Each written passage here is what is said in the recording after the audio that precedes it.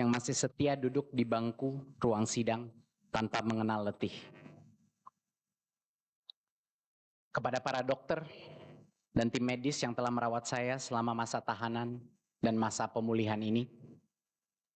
Kepada para ojol yang senantiasa merangkul saya dan mewarnai ruang sidang. Kepada seluruh guru dan dosen yang senantiasa menyuarakan kebenaran. Dan kepada para mahasiswa dan alumni kampus Merdeka yang senantiasa menyemangati saya. Terima kasih juga untuk tim penasehat hukum yang pagi, siang, malam tidak kenal letih.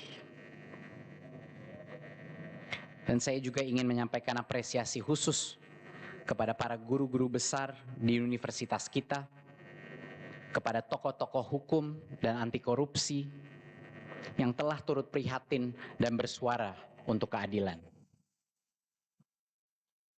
Izinkan saya juga menyampaikan penghormatan saya kepada Bapak Presiden Prabowo Subianto, Bapak Joko Widodo, Bapak Susilo Bambang Yudhoyono, dan Ibu Megawati Soekarno Putri, para Presiden Republik Indonesia yang bersama kita hari ini.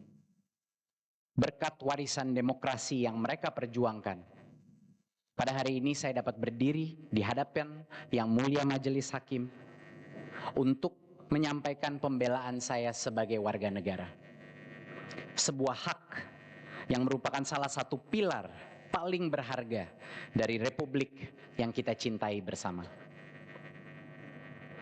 Dan tentunya saya ingin berterima kasih dari lubuk hati terdalam kepada segenap masyarakat Indonesia yang telah mengikuti sidang ini, yang membantu membuka kebenaran dengan caranya masing-masing. Oleh karena seluruh dukungan dan doa ini, pada hari ini saya tidak berdiri sendiri.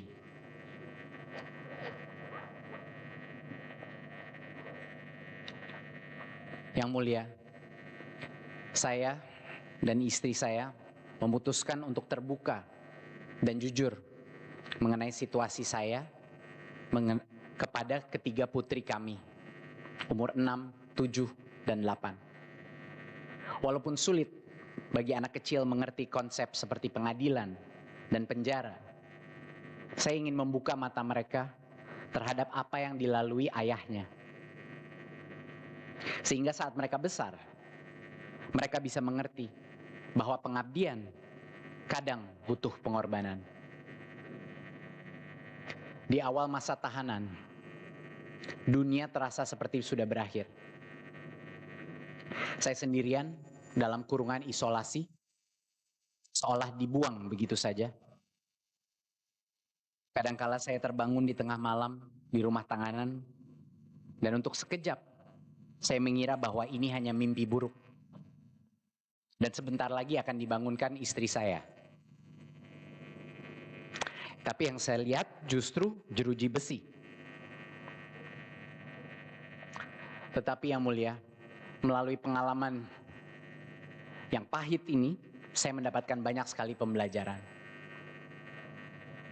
Saat kebebasan dirampas, tidak ada tempat lain bertualang kecuali ke dalam diri kita sendiri.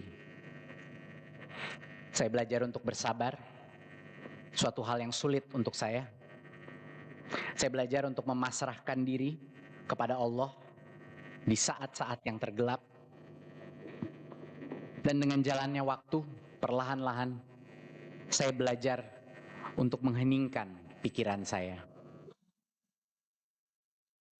Bagi yang belum mengalami penjara, penyiksaan terbesar bukanlah dirampasnya kebebasan, tetapi ketidakpastian yang menghantui pikiran kita dari pagi sampai malam.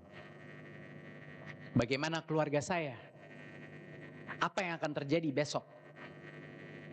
Apakah dunia mengetahui apa yang sebenarnya terjadi? Penjara di dalam kepala kita jauh lebih menyakiti dari jeruji besi yang mengunci kita. Tetapi di dalam kegelapan itulah saya menemukan cahaya baru. Cahaya baru di dalam diri saya. Penjara melatih saya untuk dapat beriman dalam ketidakpastian. Karena itu, saya dapat berdiri pada hari ini tanpa rasa takut. Siap menghadapi apapun yang Allah akan berikan kepada saya. Hati nurani saya bersih karena kebenaran ada di sisi saya. Yang mulia Majelis Hakim, sejujurnya saya sampai saat ini masih mencoba mencerna apa yang sebenarnya terjadi dalam kasus saya. Seumur hidup saya mengira saya mengerti hukum. Paling tidak apa yang benar dan apa yang salah. Saya sudah memimpin perusahaan, memimpin kementerian, mengambil keputusan-keputusan besar tanpa pernah mengorbankan integritas saya. Tapi dalam pengalaman ini, saya menemukan perbedaan yang begitu besar antara apa yang saya pikir benar dan apa yang saya alami dalam proses hukum kita. Saat ini, semua fakta persidangan sudah keluar dan masyarakat telah menonton alur persidangan. Para ahli dan saksi fakta sudah menyebutkan tidak ada unsur kerugian negara, tidak ada unsur perlawanan hukum, tidak ada unsur memperkaya diri sendiri, memperkaya orang lain maupun korporasi, dan tidak ada mens rea atau niat jahat. Saya belajar, apabila satu saja dari unsur ini tidak terbukti, maka terdakwa wajib bebas secara hukum. Dengan segala hormat, dalam kasus ini tidak ada satupun dari unsur ini yang terbukti. Saya berharap Majelis Hakim dapat melihat bahwa ini bukan kasus di mana ada kesalahan administratif. Kesalahan administratif yang tidak saya sadari. Tidak ada kerugian yang disebabkan oleh kelalaian. Kasus ini mengejutkan banyak pihak, termasuk saya, karena adalah murni kekeliruan investigasi. Majelis Hakim yang terhormat, kebijakan kementerian untuk memilih Chrome OS yang gratis secara mutlak telah menghemat pengeluaran negara Indonesia setidak-tidaknya 3,9 triliun rupiah. Angka yang jauh di atas dugaan kerugian negara. Saat tim mempresentasikan rekomendasi mereka kepada saya, diestimasikan biaya paket sekolah kalau semua laptopnya Windows itu 148 juta per sekolah. Sedangkan kombinasi Chrome dan Windows itu biayanya 98 juta per sekolah. Kalau saya dinyatakan bersalah, apakah artinya negara berpendapat bahwa seharusnya kementerian memilih opsi yang lebih mahal? Inilah ironi dalam kasus ini. Saya dituntut 27,5 tahun di penjara untuk suatu kebijakan yang telah menghemat triliunan anggaran negara. Yang lebih mengejutkan lagi adalah fakta bahwa keputusan memilih Chrome OS itu bukan keputusan menteri. Saya tidak pernah menandatangani dokumen apapun yang berhubungan dengan pengadaan laptop Chromebook di bawah kementerian.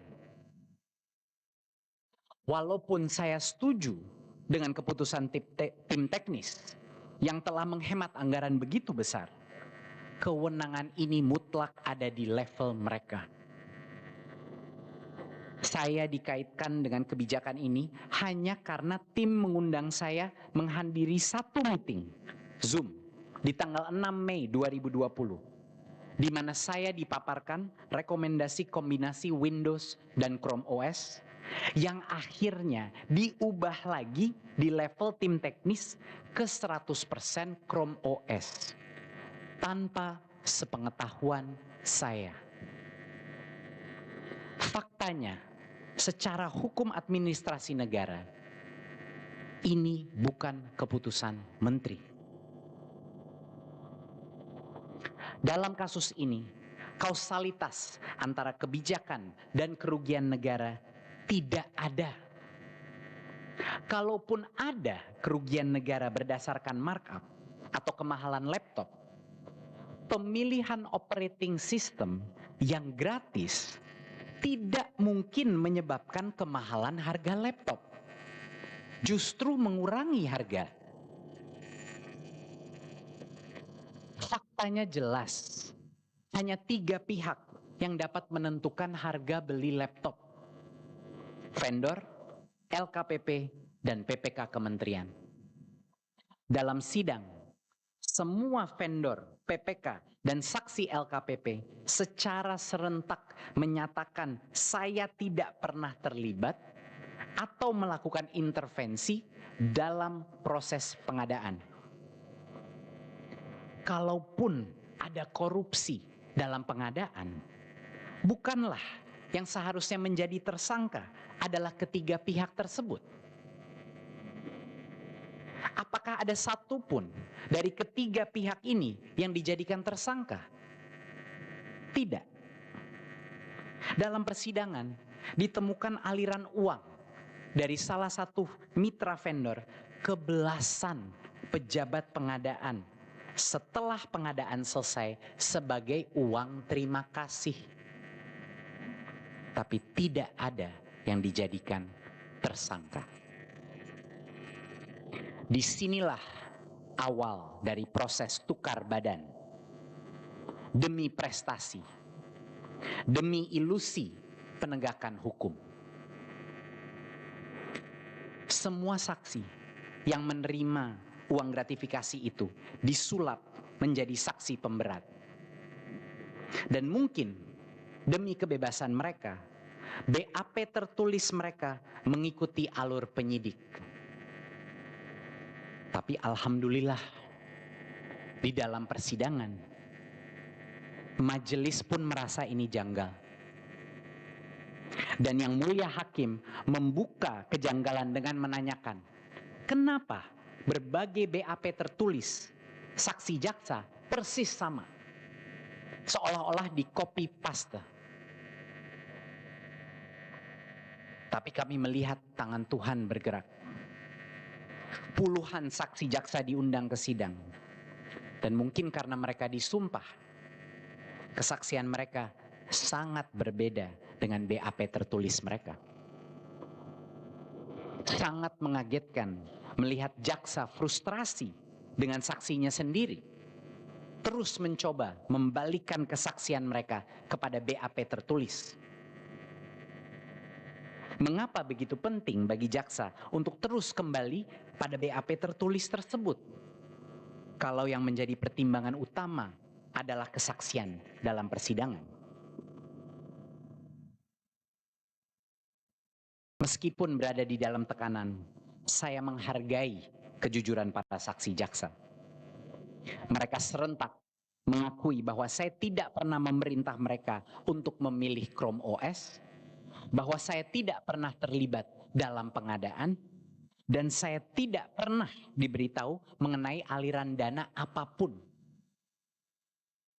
Lebih dari 50 saksi fakta dan ahli dari JPU, tidak satupun yang membuktikan dakwaan.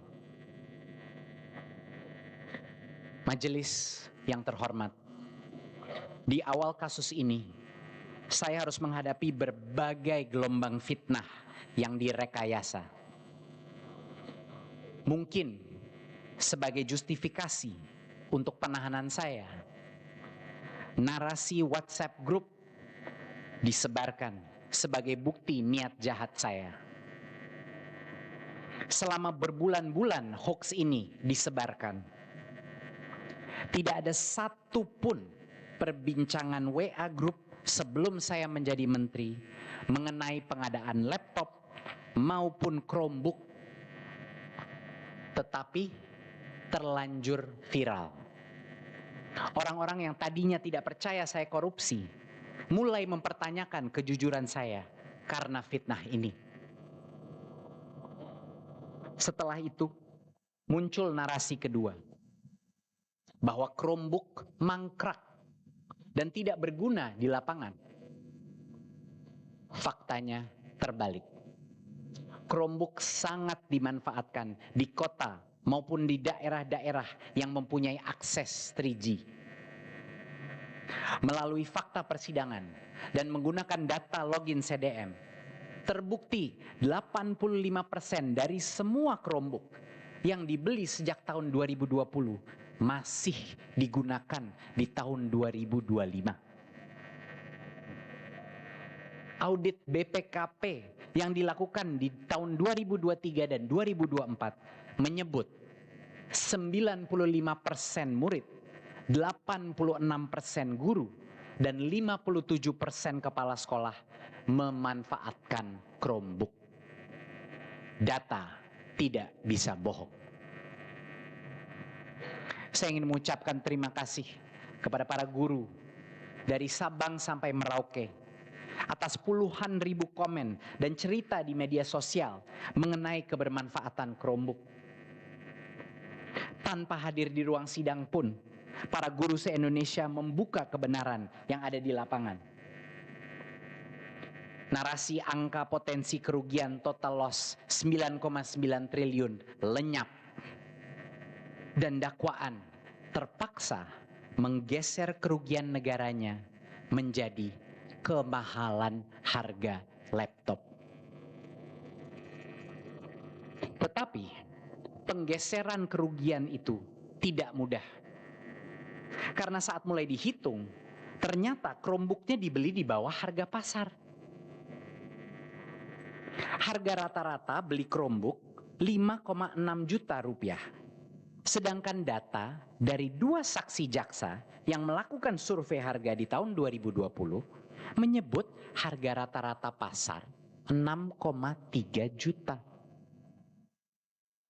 BPKP diminta melakukan perhitungan kerugian setelah saya dimasukkan ke penjara. Tetapi BPKP berada dalam posisi yang sangat sulit. Yang pertama, BPK satu-satunya institusi yang berhak menyatakan kerugian negara tidak menemukan kerugian. Kedua, 2 audit BPKP sendiri yang dilakukan di tahun 2023 dan 2024 menyebut tidak ada kemahalan harga, tidak ada ketidaktepatan harga maupun indikasi kerugian. Ketiga, Chromebook dibeli di bawah harga pasar. Sepertinya tidak ada harapan untuk membuktikan kerugian. Tetapi akhirnya BPKP memutuskan untuk mengabaikan harga pasar dan menggunakan metode perhitungan rekalkulasi bottom up dengan asumsi margin wajar mereka sendiri. BPKP menyebut harga wajar rata-rata 4,3 juta, suatu harga fiktif yang tidak pernah muncul di pasar. Bahkan semua vendor bersaksi bahwa di harga tersebut mending tidak usah jual, itu harga rugi. Kalau metode kerugian BPKP diterima, itu artinya semua pengadaan laptop di Indonesia akan menjadi kerugian negara. Yang menarik bagi saya, para ahli kejaksaan, ahli di bidang kerugian negara, pengadaan, ahli audit, semuanya mengutarakan kebingungan yang sama. Mengapa metode perbandingan harga pasar tidak digunakan untuk menghitung kemahalan? Mantan Ketua BPK dan firma auditor forensik internasional AlixPartners menilai metode audit itu cacat dan tidak sah. Mungkinkah kalau metode yang tepat digunakan, hasilnya bukan kerugian, tapi penghematan? Mungkinkah ini alasan jaksa di awal sidang menolak memberikan kami hasil auditnya dengan alasan takut disalahgunakan? Saya menyampaikan ini bukan sebagai tuduhan, Yang Mulia, melainkan sebagai pertanyaan yang sampai saat ini belum terjawab. Saya dipidana untuk pengadaan laptop Chromebook dengan harga 5 jutaan. Di tahun yang sama, LKPP mengeluarkan surat edaran untuk konsolidasi laptop kantor bagi seluruh instansi pemerintahan, termasuk kejaksaan, termasuk Mahkamah Agung, dengan harga laptop 11 juta rupiah. 2 kali harganya Chromebook. Tetapi yang dituduh kemahalan harga, yang dikasuskan adalah laptop harga 5 jutaan. Argumentasi kerugian berdasarkan kemahalan harga laptop sangat rapuh. Keterlibatan saya dalam pengadaan pun tidak ada. Kausalitas antara kebijakan spek OS dan kemahalan laptop tidak ada. Mungkin karena kelemahan konstruksi hukum ini, tiba-tiba muncul secara ajaib kerugian negara kedua, yaitu 621 miliar lisensi Chrome Device Management atau CDM yang dituduh tidak berguna. Tuduhan ini sungguh mengagetkan. Karena begitu mudah membuktikan bahwa CDM digunakan untuk berbagai fungsi kontrol dalam kementerian. Faktanya, hampir semua negara di dunia menyertakan CDM saat mengadakan Chromebook untuk sekolah. Bahkan, jaksa sendiri menggunakan berkali-kali data CDM di persidangan, mematahkan argumennya sendiri bahwa CDM tidak berguna. Kerugian total loss CDM ini tidak berbasis audit institusi manapun, melainkan hanya opini jaksa yang disisipkan dalam dakwaan untuk mengaitkan kasus ini dengan Google. Inilah fakta penting yang diburamkan dalam dakwaan. Google tidak pernah terlibat dalam pengadaan Chromebook. Google tidak membuat maupun menjual laptop Chromebook. Google tidak pernah menerima anggaran pemerintahan, anggaran kementerian. Google hanya penyedia software Chrome OS, software yang gratis. Chromebook itu bukan merek laptop. Semua vendor Chromebook juga vendor laptop Windows. Yang menerima keuntungan dari pengadaan ini adalah vendor laptop, bukan Google.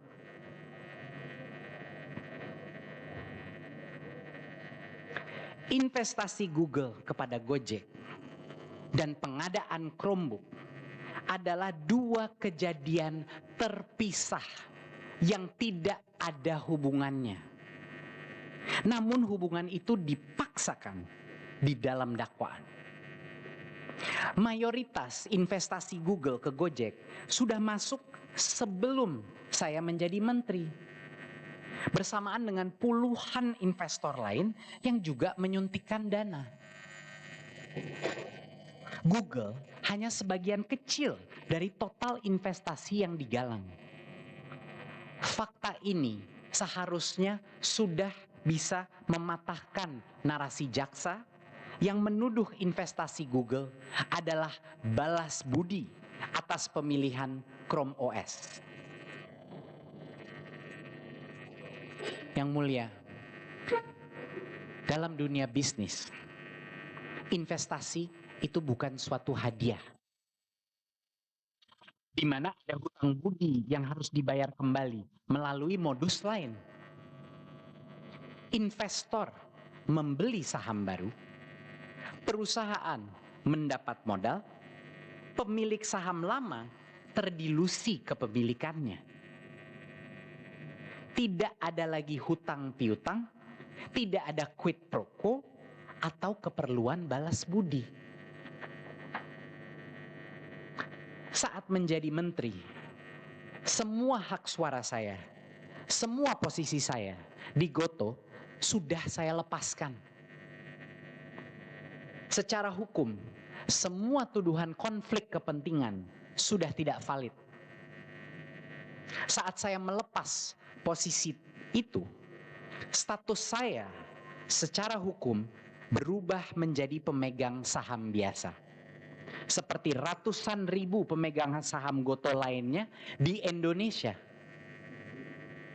Ahli hukum korporasi pun telah membuktikan bahwa pemegang saham biasa tidak dapat dikenakan konflik kepentingan kalau tidak ada unsur kendali.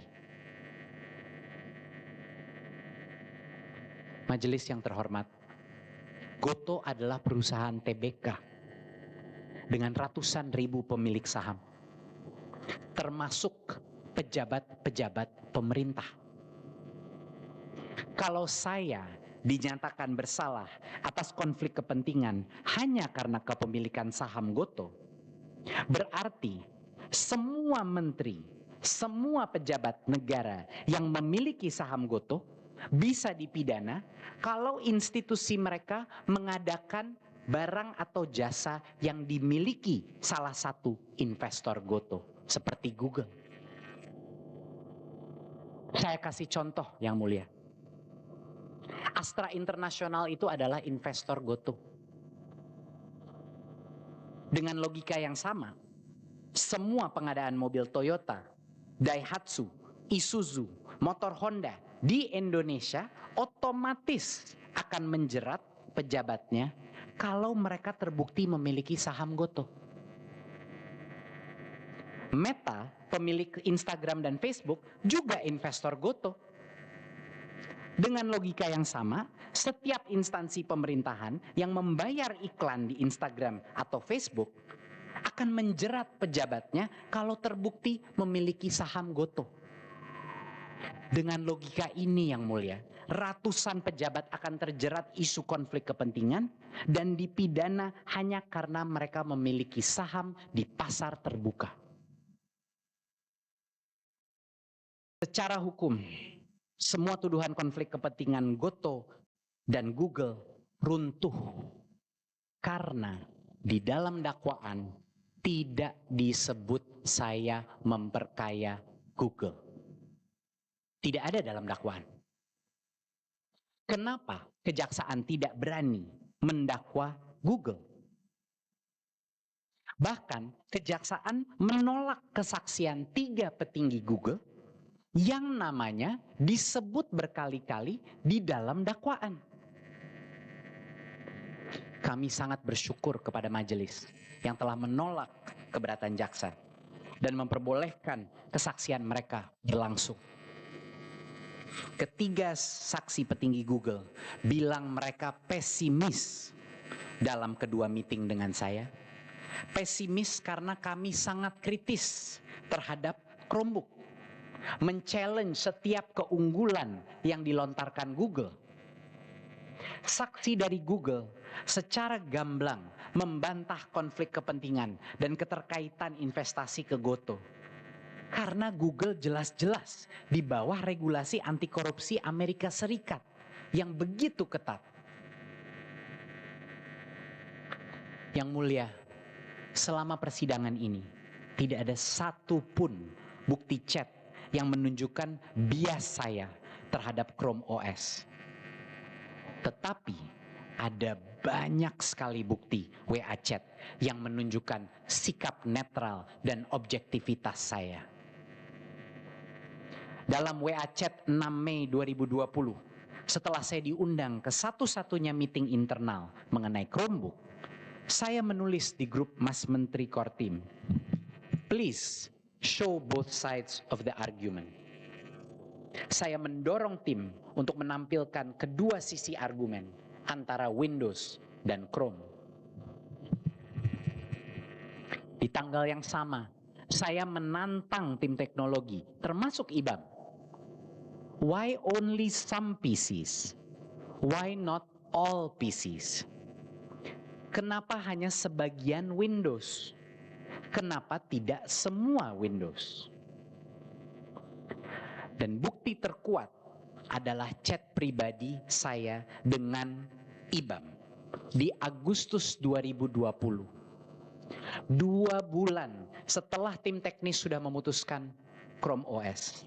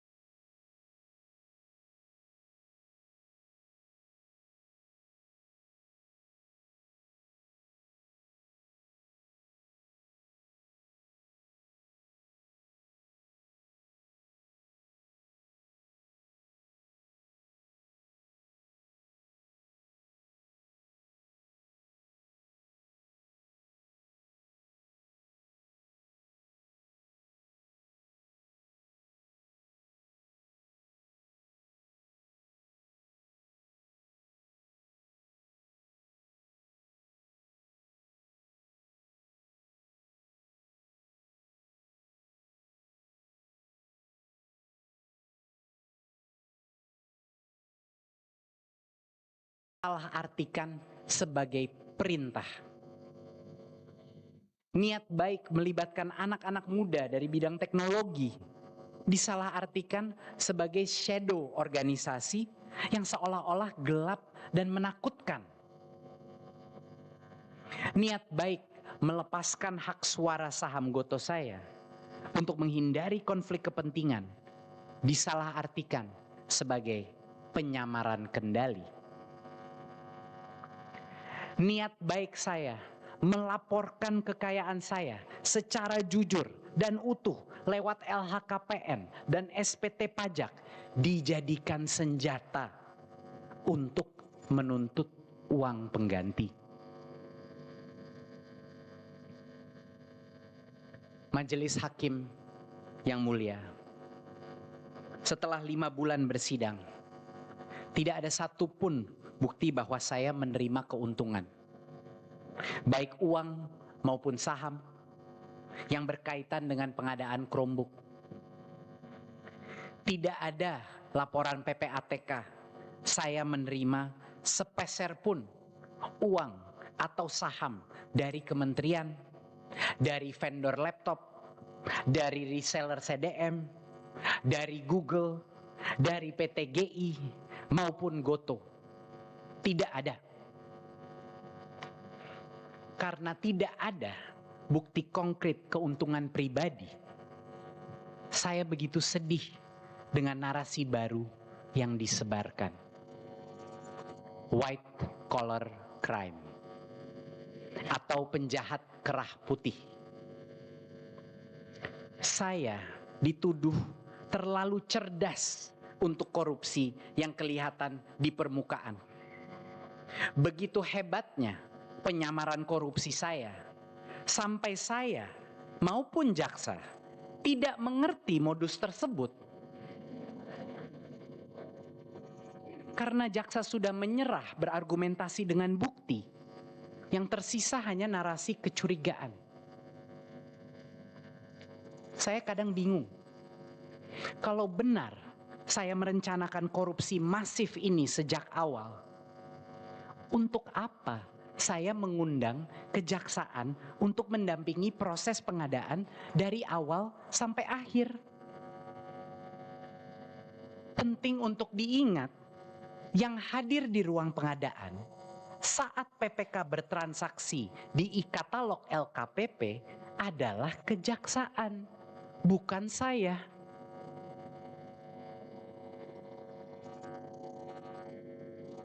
Kalau saya merencanakan korupsi, kenapa saya meminta BPKP mengaudit pengadaan Chromebook 2 kali?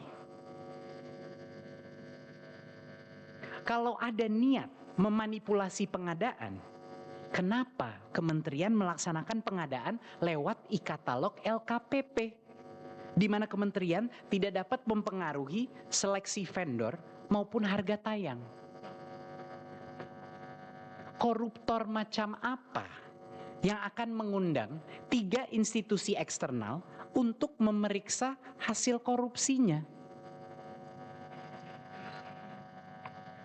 Dalam dakwaan, saya dituduh bersekongkol dengan terdakwa lainnya untuk meloloskan spesifikasi Chrome OS. Di mana bukti persekongkolan ini? Kedua terdakwa, Mulyad Shah dan Sri Wahyuningsih, adalah direktur, 2 level di bawah menteri. Saya tidak mengenal mereka. Pertama kali berbicara dengan mereka adalah di awal persidangan, Yang Mulia. Saya bahkan tidak pernah punya nomor HP mereka.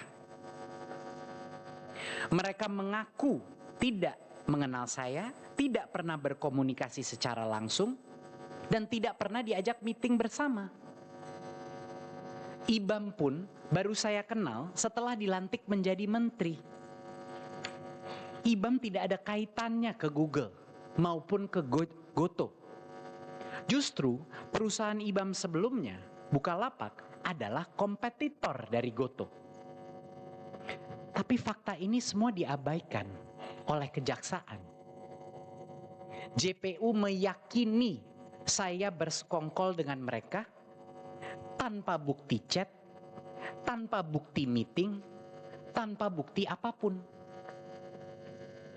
IBAM menyatakan bahwa dia diancam untuk memberikan kesaksian palsu saat tahap penyidikan. Dia diminta menyatakan bahwa saya memerintahkan dia untuk memilih Chrome OS. Tetapi IBAM menolak untuk bohong. Dan dia dijadikan tersangka 3 minggu kemudian. Walaupun banyak yang kecewa bahwa IBAM divonis bersalah, saya ingin mengucapkan terima kasih yang sebesar-besarnya kepada kedua majelis hakim, Hakim Eri Yusman dan Hakim Andi, yang telah memberikan IBAM keputusan bebas.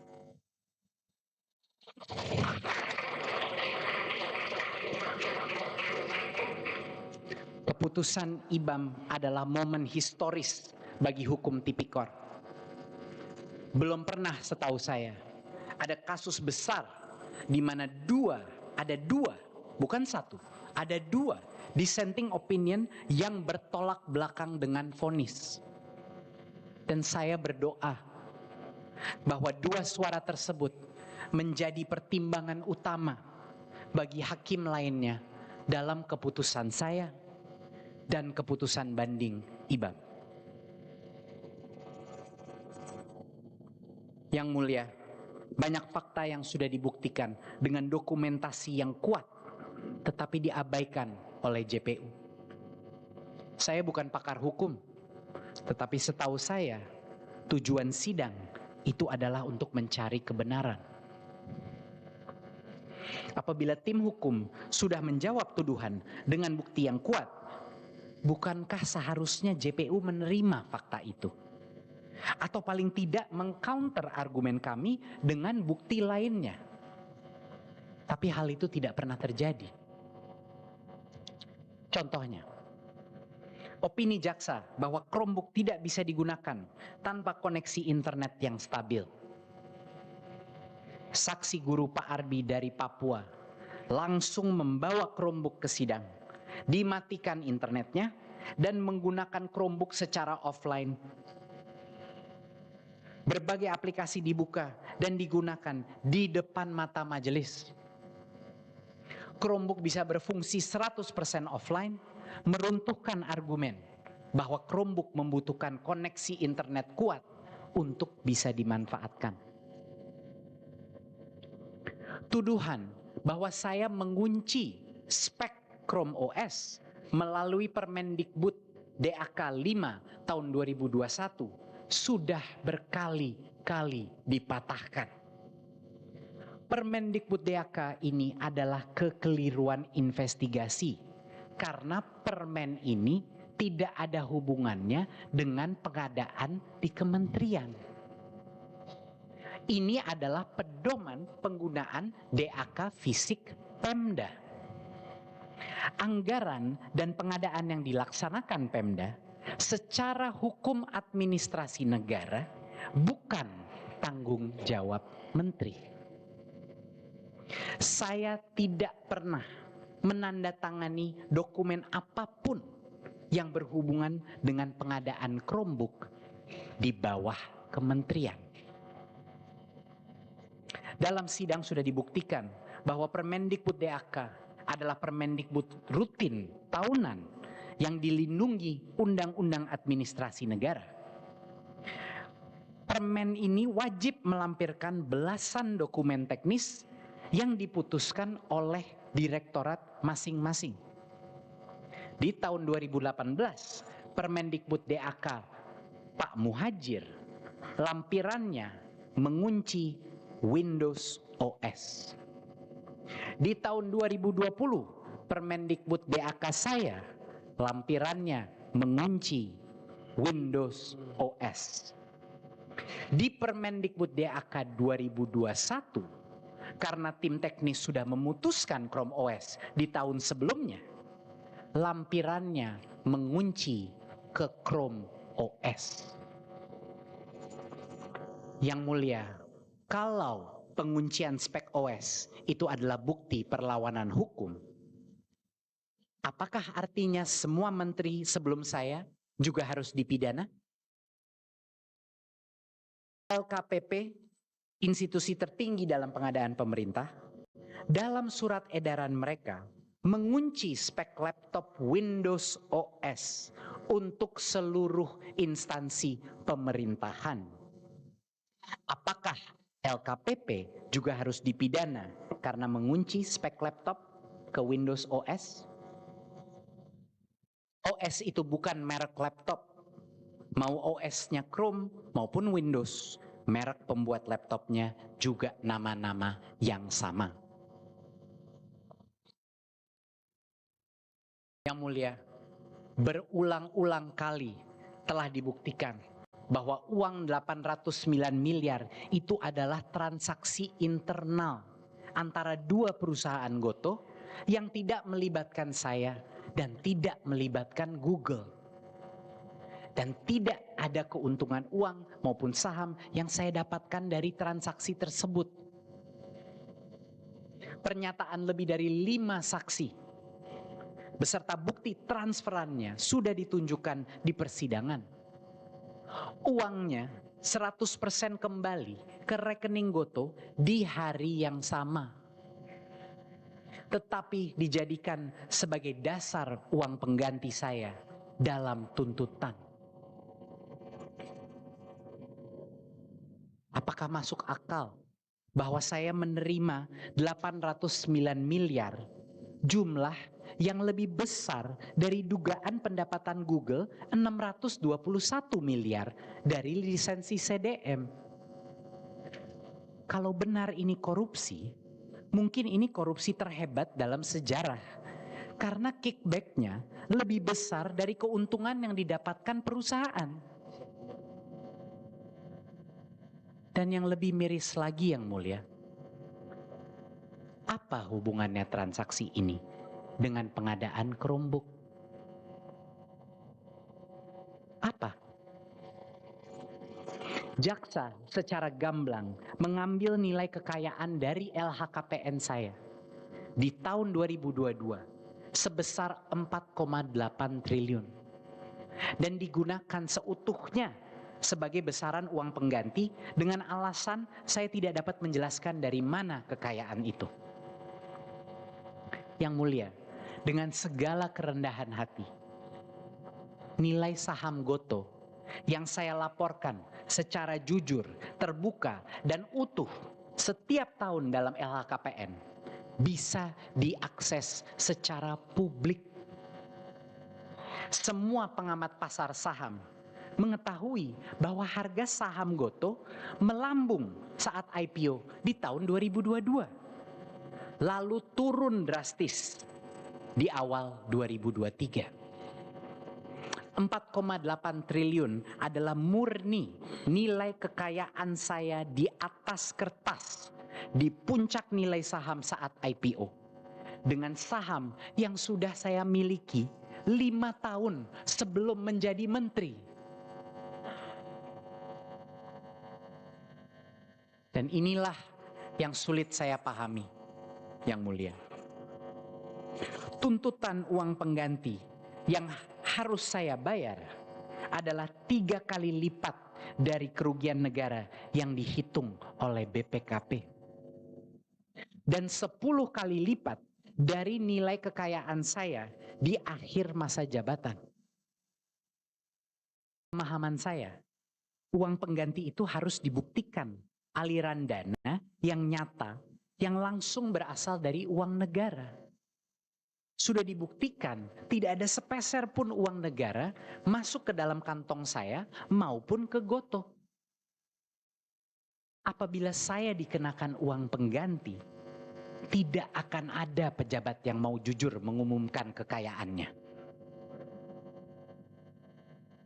Majelis yang terhormat, meskipun saya tidak melakukan korupsi, kadang saya merasa akan jauh lebih mudah untuk menerima musibah ini kalau saya terbukti melakukan kesalahan administratif. Atau mungkin saya lalai dalam pengawasan. sehingga tanpa sengaja saya menyebabkan kerugian negara. Tetapi kenyataannya, fakta persidangan tidak membuktikan kesalahan dalam administrasi, tidak membuktikan bahkan adanya kerugian negara. Faktanya yang mulia, Chromebook ini menghemat anggaran dan berdampak besar bagi jutaan murid dan guru di seluruh Indonesia. Semua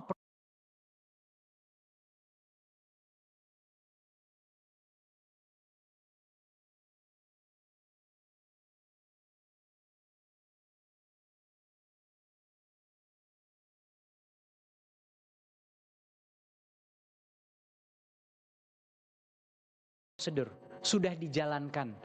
Saya bukan pemimpin yang sempurna. Saya menjadi menteri di umur 35 tahun tanpa pengalaman di pendidikan, birokrasi, maupun politik. Di sektor swasta, semua itu serba cepat. Kejujuran berpendapat dihargai dan semua keputusan berdasarkan data. Di dalam pemerintahan, gerak cepat bisa beresiko. Kelugasan sering diartikan sebagai kesombongan. Dan banyak keputusan yang berdasarkan pertimbangan politik. Harapan saya dengan membawa profesional muda berprestasi masuk ke dalam pemerintahan, kementerian bisa menjadi lebih gesit dan lebih efektif.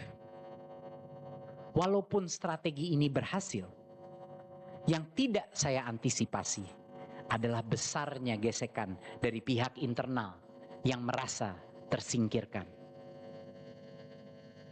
Banyak yang periuk nasinya terganggu. Banyak juga yang tersinggung karena mereka merasa tidak dihargai. Harus saya akui, saya memang amatir di bidang politik. Berbagai undangan acara saya tolak apabila tidak berhubungan langsung dengan program saya. Sehingga banyak sekali pihak yang tersinggung. Saya kurang sowan ke berbagai tokoh karena saya tidak memahami seluk-beluk peta politik. Dalam berbagai meeting, saya sering memotong basa-basi di awal pertemuan karena ingin masuk ke materi secepat mungkin dan terlihat tidak santun. Saya kadang pelit waktu dengan media karena saya merasa lebih penting kerja nyata daripada kelihatan bekerja. Di dunia profesional, semua perilaku ini dihargai. Tetapi di dalam pemerintahan, ini menimbulkan persepsi angkuh, kurang berbudaya, dan kurang santun. Ini adalah kesalahan saya saat menjabat menjadi menteri. Saya lupa bahwa jabatan menteri itu adalah jabatan politik, di mana hubungan baik lintas institusi dan organisasi harus menjadi prioritas. Saya begitu gigih melakukan transformasi dengan cepat. Saya tidak merangkul pihak-pihak lama dalam upaya perubahan tersebut. Saya meremehkan ritual politik. Padahal itulah yang dapat membuat perubahan yang berkesinambungan. Karena didukung semua pihak. Saran saya untuk generasi berikutnya yang sedang mempertimbangkan untuk mengabdi kepada negara, temukanlah keseimbangan antara profesionalisme dan tata krama politik. Karena gesekan kecil bisa menjadi dendam besar. Yang mulia, pengadaan laptop hanya satu bagian kecil dari program digitalisasi pendidikan. Banyak yang mungkin tidak menyadari bahwa hal yang lebih krusial adalah pengembangan platform teknologi yang terpadu yang bukan hanya memberikan akses belajar, materi belajar dan mengajar, tetapi menutup celah korupsi dan kerugian negara. Penggunaan teknologi meningkatkan seluruh transparansi, transparansi anggaran, transparansi kegiatan. Namun, banyak sekali pihak yang tidak menginginkan transparansi tersebut. Platform Merdeka Mengajar, aplikasi yang digunakan lebih dari 2 juta guru di Indonesia, menghilangkan berbagai acara pelatihan offline berbayar yang menguntungkan berbagai pihak. Triliunan anggaran yang biasanya dikerahkan untuk pelatihan kurikulum lenyap dengan pelatihan gratis via aplikasi. Asesmen nasional berbasis komputer yang beralih dari materi hafalan ke logika dan nalar kritis menutup lahan bisnis bimbel dan buku soal yang terus membebani orang tua dan menutup jual beli bocoran soal yang menjadi sumber pendapatan banyak oknum. Pemutakhiran siplah atau e-commerce untuk sekolah menutup celah permainan anggaran antara oknum Pemda dan kepala sekolah di daerah. Dengan digitalisasi PPG online dan seleksi kompetensi P3K online, permainan bawah meja untuk mendapatkan sertifikasi dan status ASN lenyap seketika.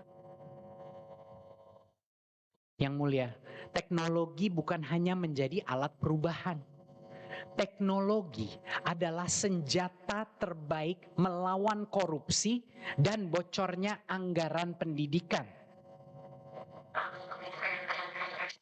Mohon tidak tepuk tangan.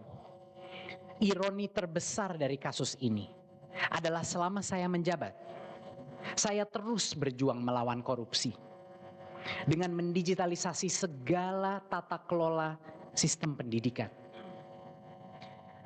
Transparansi yang saya bangun itu ternyata dilawan balik. Seperti yang dikatakan seorang mantan dirjen saya dan budayawan, masa lalu sedang menyerang masa depan. Inilah konflik yang sedang terjadi di seluruh negara kita. Masa lalu sedang bertengkar dengan masa depan. Kelompok yang ingin perubahan bentrok dengan kelompok yang ingin menjaga status quo. Saya yakin bukan hanya saya yang merasakan gesekan ini. Di seluruh Indonesia, dalam setiap institusi, dalam setiap komunitas, gesekan ini terjadi. Bagi anak muda di luar sana yang telah berupaya melakukan perubahan, ketahuilah ini, kalian tidak sendirian. Dan walaupun jalan hidup kalian sering terasa penuh dengan tantangan, sadarilah bahwa perasaan itu dialami oleh setiap penggerak perubahan di sejarah negara kita. Keresahan adalah cikal bakal dari perubahan. Yakinilah itu. Yang mulia, seluruh hidup saya frustrasi dengan persepsi bahwa negara kita terus diremehkan di luar negeri. 16 tahun saya hidup di luar negeri. Jarang sekali orang mengenal Indonesia. Saya kembali ke tanah air untuk berkarya. Karena saya percaya pada potensi bangsa kita. Dan saya ingin kita dihormati dunia. Saya mendirikan Gojek bukan untuk menciptakan unicorn. Tetapi karena saya melihat potensi para ojek yang selalu diremehkan orang lain. Saat itu, banyak orang melihat ojek sebagai sumber permasalahan di jalanan. Tetapi saya melihat ojek sebagai sumber daya manusia terpenting untuk ekonomi kita. Di awal perjalanan Gojek, saya pun ditertawakan. Sudah jauh-jauh sekolah di Harvard, malah buat bisnis ojek. Bertahun-tahun tidak ada yang mau investasi, tidak ada yang percaya potensi ojek. Tapi saya tahu, karena saya sehari-hari bersama mereka, bahwa para ojek itu punya potensi yang sangat besar. Mereka bisa profesional, mereka bisa dipercaya, mereka bisa melakukan berbagai hal yang kompleks. Saya tidak melihat ojek sebagai driver, saya melihat ojek sebagai manusia yang kalau diberikan kesempatan, kalau diberikan dukungan teknologi, bisa menjadi pilar ekonomi bangsa. Dan ternyata benar. Jutaan UMKM dan puluhan juta masyarakat di seluruh Indonesia sekarang bergantung para ojol. Melihat ojol dimanusiakan, melihat mereka dihormati, bahkan disapa oleh pemimpin bangsa. Ini adalah kebahagiaan terbesar saya.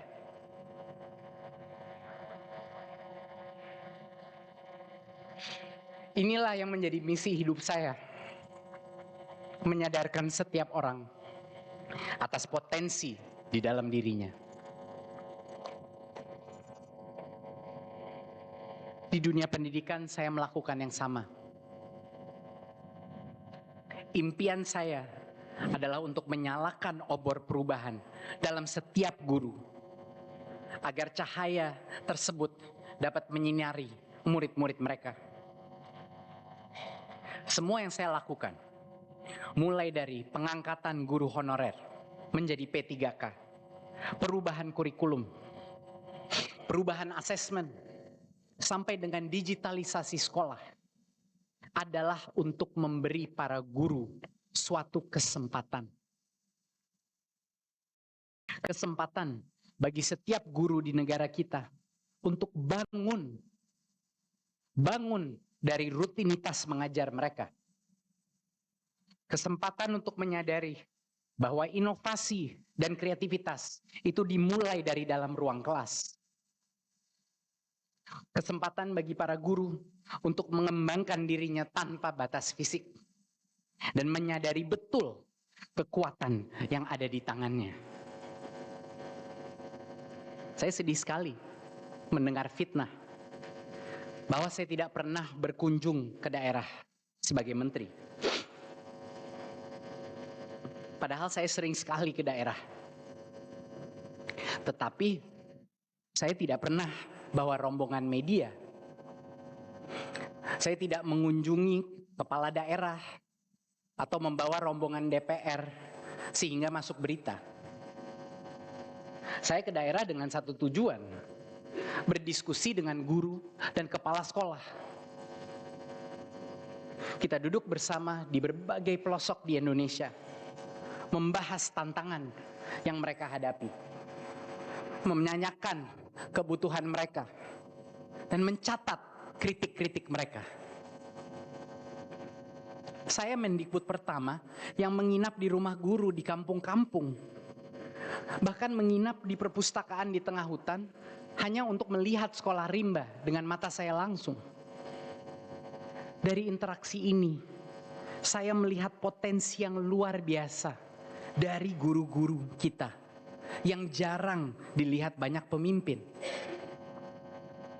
Saya menyadari kalau mereka diberikan sedikit saja kemerdekaan, kalau mereka diberikan sedikit saja sarana pembelajaran, kalau mereka diberikan sedikit saja kesejahteraan, mereka bisa menggerakkan satu negara dari dalam ruang kelas mereka.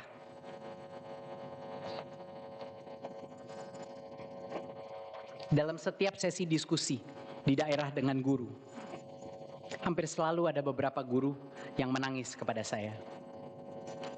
Mereka tidak menangis karena gaji mereka rendah. Mereka tidak menangis karena fasilitas mereka tidak memadai. Mereka menangis karena mereka baru menyadari apa artinya menjadi guru yang merdeka. Mereka menemukan kembali filsafat Ki Hajar Dewantara dalam dirinya setelah bertahun-tahun sekedar hanya menjalankan administrasi pendidikan.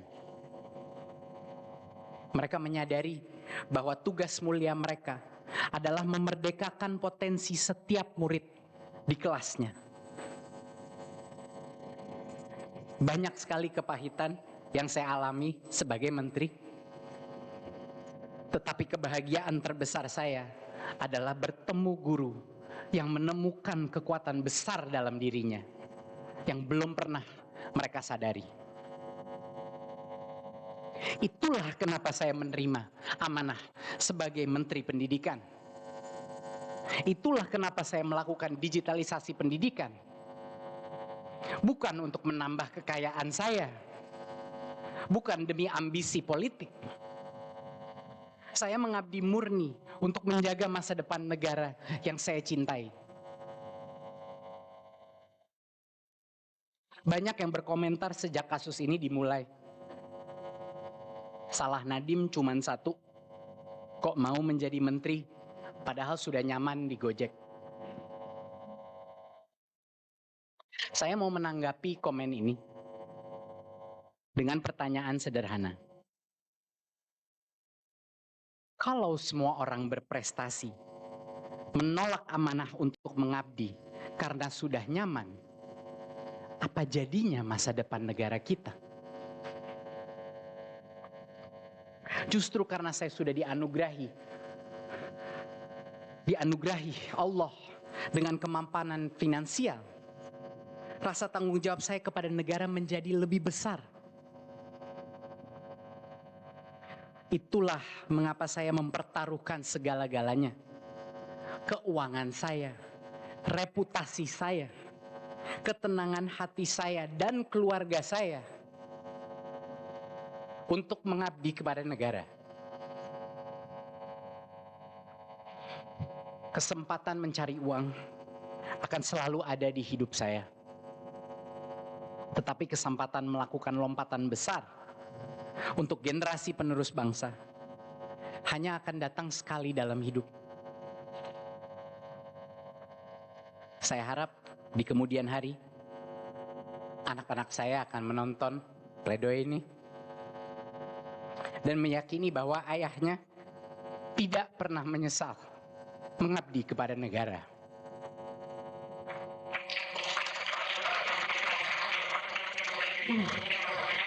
Mohon tidak bertepuk tangan ya. Tetapi saya juga manusia. Bayangkan betapa hancurnya hati saya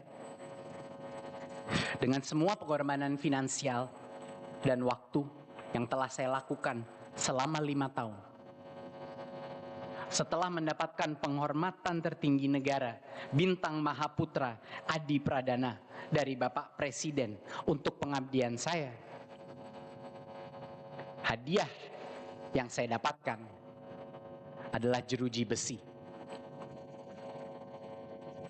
Hadiah yang saya dapatkan adalah perampasan hasil usaha saya selama 10 tahun yang menciptakan jutaan lapangan pekerjaan di Indonesia. Apakah negara sekejam ini pada abdinya?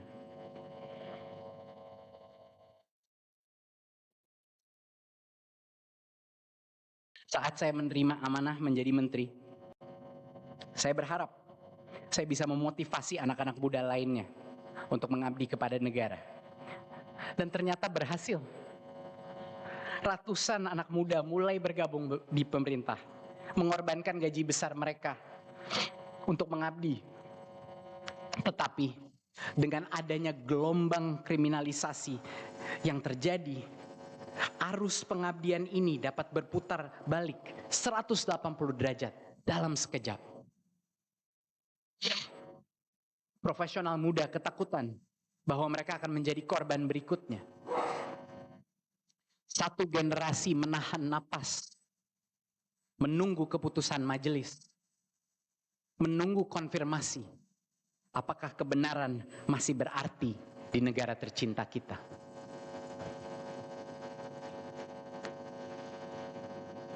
Bukan hanya profesional muda, pejabat negara maupun investor juga menggigit jari menunggu keputusan majelis.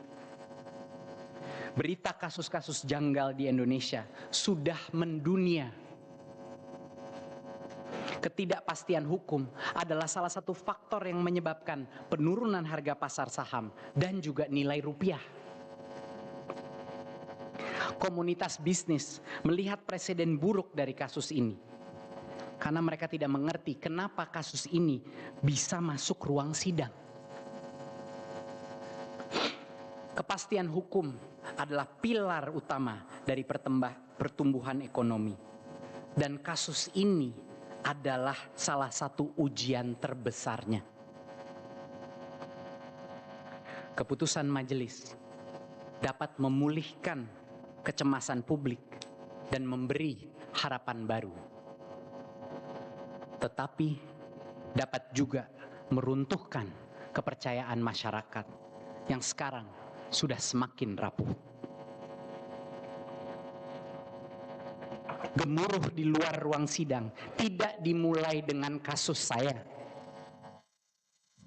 Gerbong kereta kriminalisasi sudah dimulai jauh sebelum saya. Pak Tom, Bu Ira, Amsal, Ibam, dan puluhan lainnya yang sampai saat ini belum dibebaskan.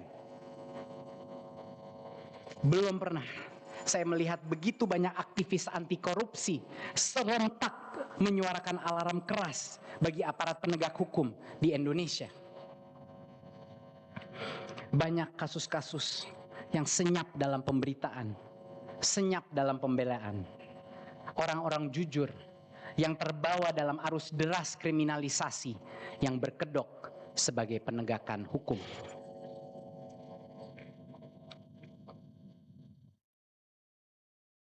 Di dalam rumah tahanan, saya senantiasa bertanya kepada Tuhan, mengapa ini terjadi?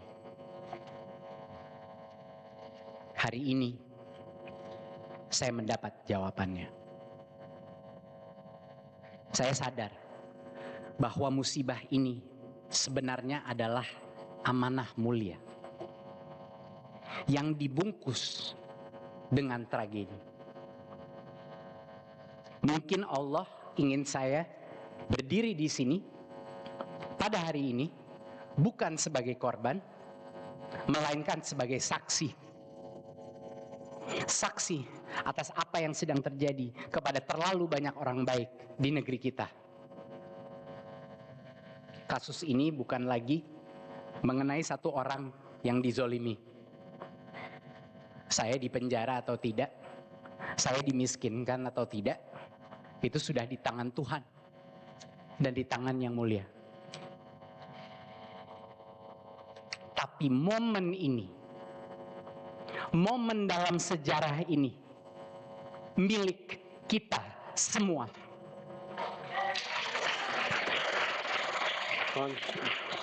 Cukup tanda tangannya ya. Cukup tepuk tangan.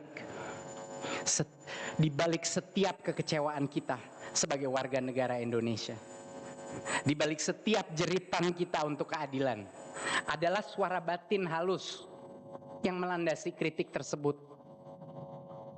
Semua kritik datang dari kepedulian. Dan semua kepedulian datang dari rasa cinta. Kami berteriak untuk keadilan karena rakyat masih cinta dengan negara ini. Saya masih cinta dengan negara ini. Negara ini negara yang kuat, yang akan meruntuhkan negara ini. Bukan kelangkaan pekerjaan, bukan kelangkaan investasi, bahkan bukan kelangkaan talenta, yang akan meruntuhkan negara ini adalah kelangkaan harapan.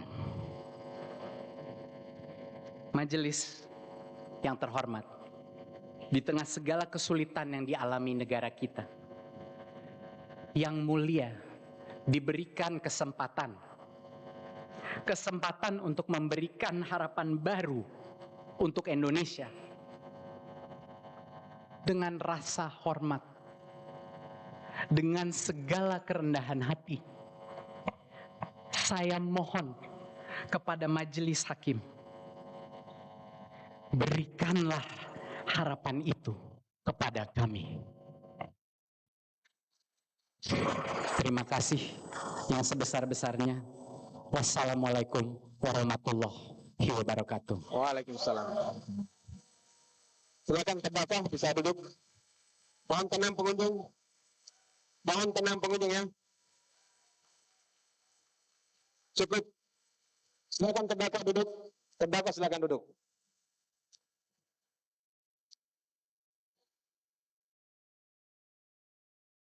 Baik ya, demikian sudah kita dengarkan pembacaan